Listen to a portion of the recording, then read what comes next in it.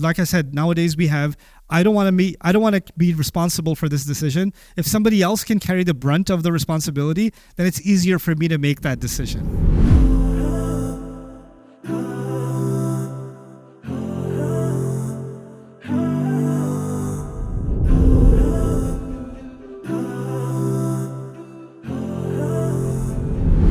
Last person in the row, yeah. Just going back to your question yesterday when you spoke about beauty and people taking off their hijabs, the flip side to it is people also take off their hijab because of Islamic interpretations. For a person who's taking off their hijab because of such reasons, not because of beautification, how do they draw the line, or what advice would you give to such a person? But they were wearing it prior to this, but they got influenced by lots and lots of people because there's an entire movement. They were wearing it prior? They were. No, they were. That's what I'm saying. They were. Lots and lots of people were wearing it.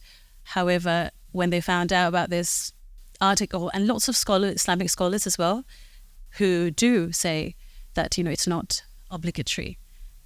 Okay, so I have a couple of responses to that. I haven't read the paper. I would like to. I don't think I'll do it this week because I have other things to study this week. But I probably will take it up.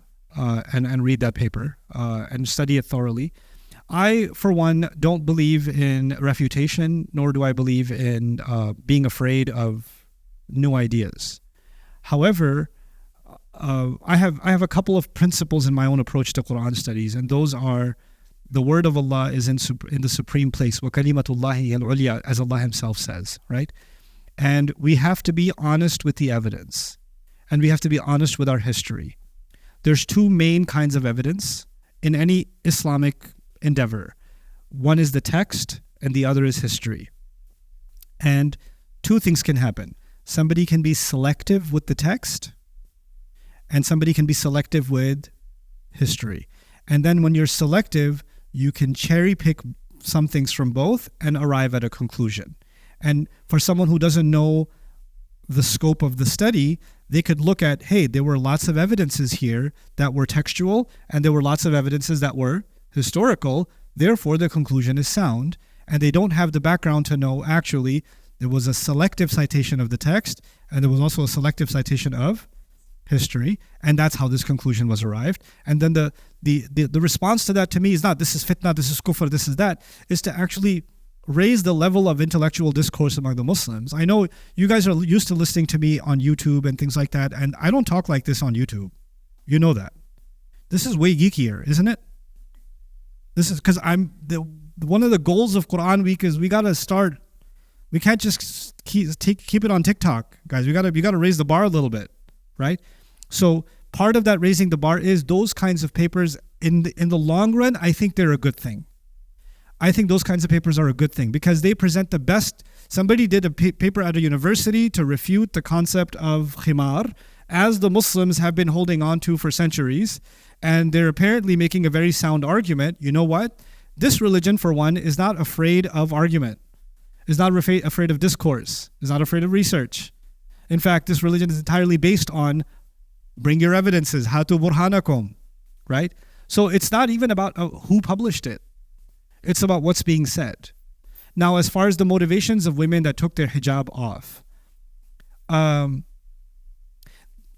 I cannot say in all honesty that someone read a paper and that's the only reason that they made that decision.